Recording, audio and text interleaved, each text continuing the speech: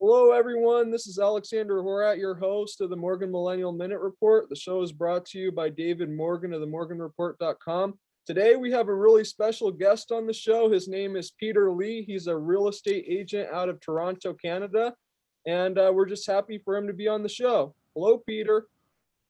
Hey, Alexander, thanks for having me on. I'm glad we were finally able to connect, and hopefully we can talk about some interesting things about property investing in real estate.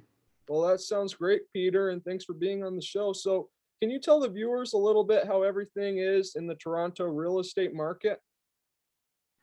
Well, the Toronto real estate market right now is probably the tightest it's ever been, from an inventory and supply point of view.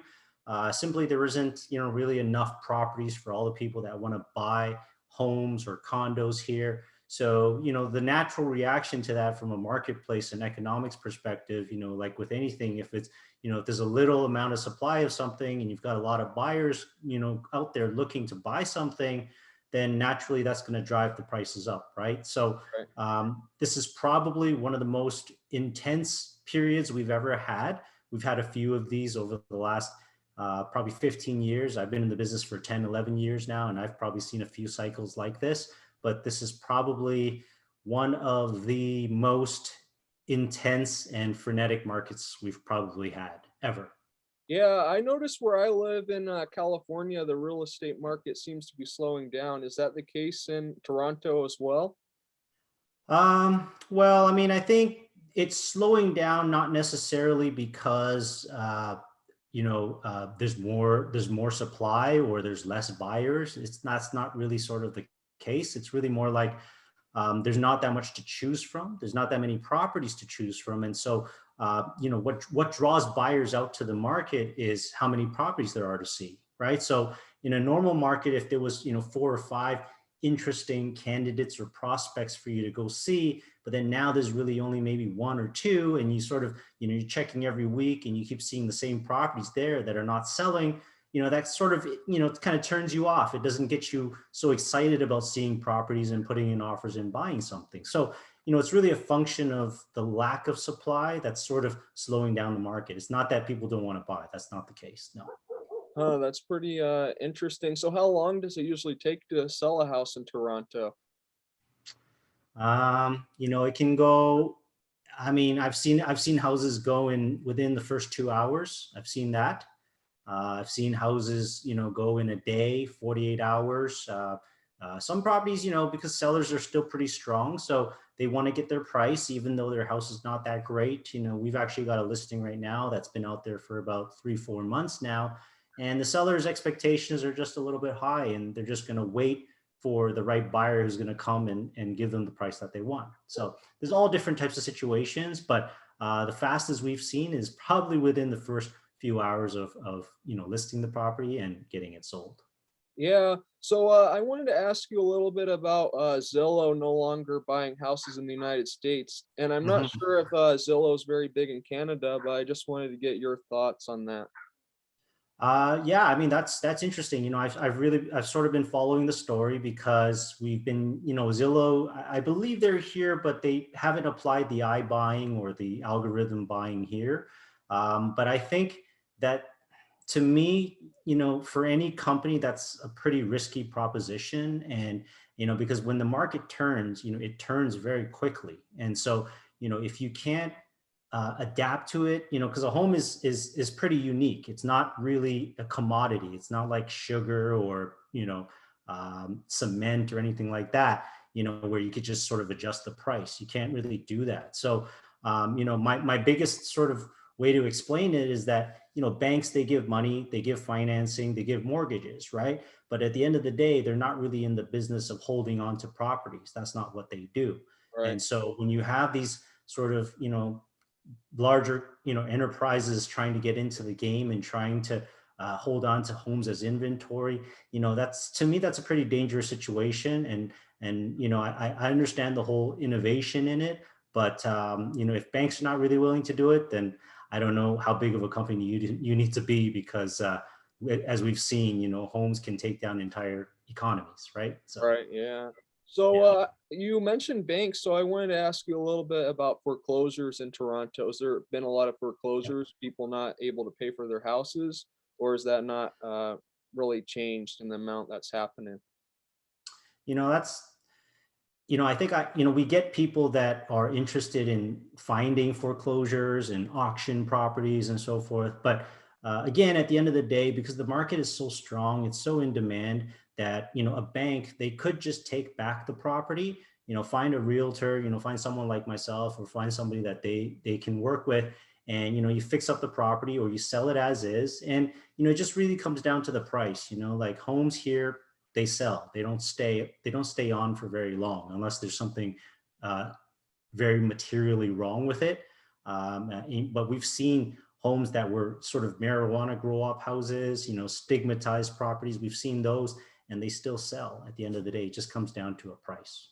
Right, yeah, price is everything. So, what's your real estate foreclosure in a city like Toronto for, the next year or 6 months? Do you think it's going to be continue to go up, or do you think it's going to start slowing down a little bit more?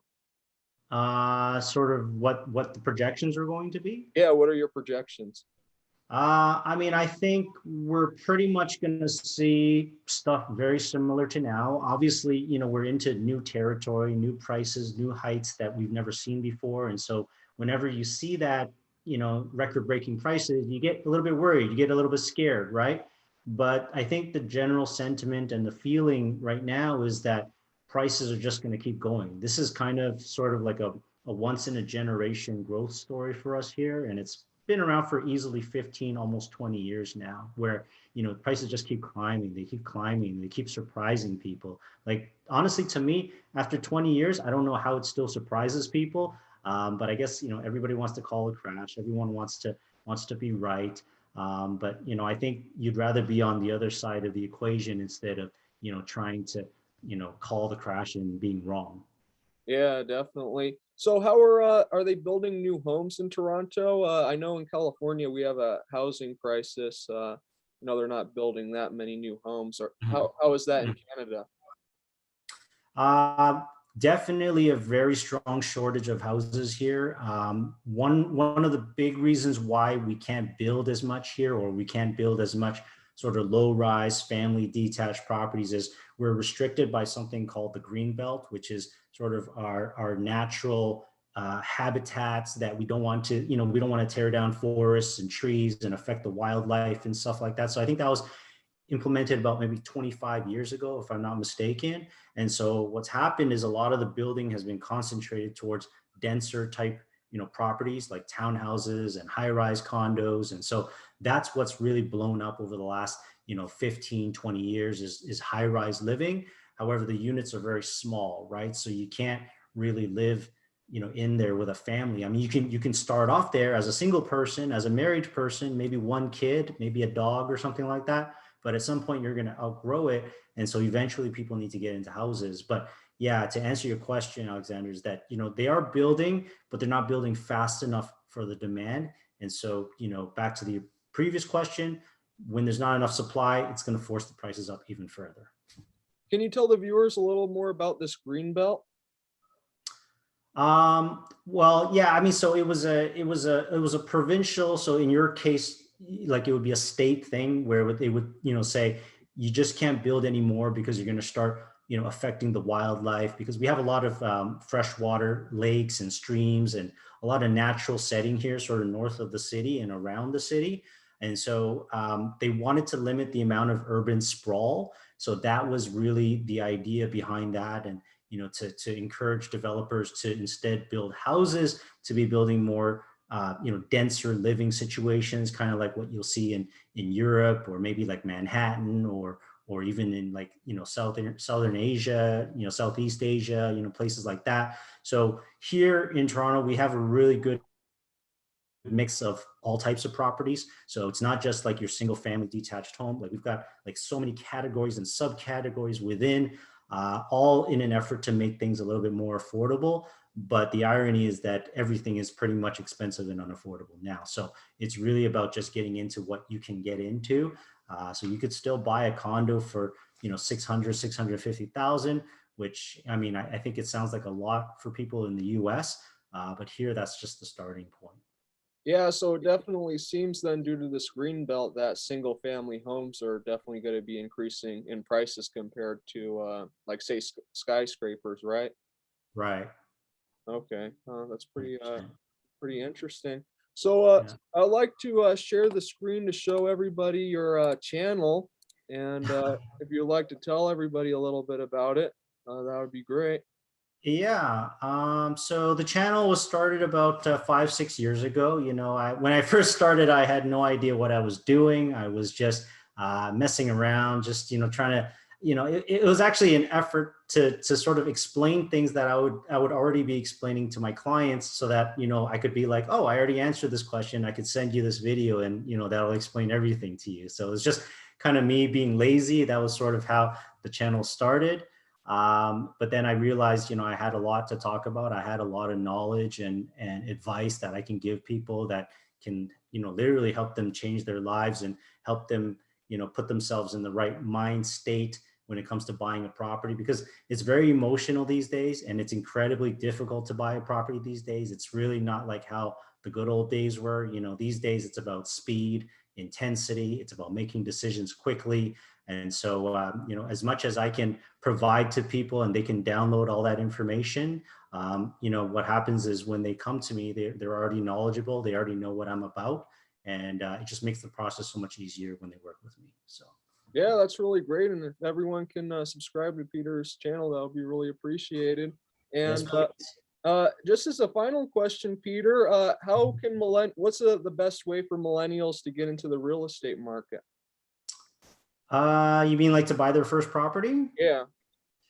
Well, I mean, there's really no simple answer to it. I mean, you have to make money. You've got to, get a job. You've got to save money. But real estate is also a very generational thing too. And so, where we see what's happening in the market right now, one of the biggest reasons why the prices are so high is because parents are helping out, right? So property values are going up and parents are like, I'm going to help my kids out. They're getting married, they're having a kid, or they need to get into the market as quickly as possible before things really get out of hand. And so you're getting a lot of money getting passed down as a gift for kids to purchase something. So if we want to talk about hacks, that's probably the single biggest hack that you could get, which is to talk to your parents and say, you know what, I'm thinking of buying something. Do you think there's, is there a way that you could help me out? Or generally speaking, if you just even start the conversation, a lot of times the parents will be like, yeah, you know what, let me see what we can do. Let's see what, if we can tap into our savings or maybe refinance out of our current property because interest rates are so low right now. So here you go. Here's $50,000. Here's $100,000. And, here's how you can start your life and purchase your first property. That's what we see a lot of. Yeah, definitely. So, is there anything else you'd like to add in this video, Peter? Um, I just want to say, well, thanks again, Alexander, for having me on. I really appreciate it. And it's great to do an interview. It's great for me not have to do my own videos for a change. That's nice. But definitely if you're in a position and you're able to settle down, like real estate is definitely a lifestyle thing, especially when you're purchasing a home for yourself to live in. So, I would say don't rush into property buying, especially if you don't know where you're going to be, where you're going to live, where you're going to work, for the next little while. Maybe have that money in stocks or investments or something like that, helping you grow your funds so that when you are ready to purchase something, you have more to work with, right? It's really about space too. So if you need more space, you have a family, you're getting married, that's generally when people get into the market in terms of property. I just don't see a lot of 20-year-olds buying real estate and living in it and spending all this money and it's just not when your timing is not right, it's just not right. So make sure your timing is right when you purchase your first property. Yeah, that definitely makes sense, Peter. And I would just like to thank you for being on the show, and I hope we can have you on again. Absolutely. Thanks a lot for having me, Alexander. And thank you to all the viewers who are watching. If you could please subscribe to the channel, that'll be really appreciated. Thank you all, and God bless. Thank you. God bless.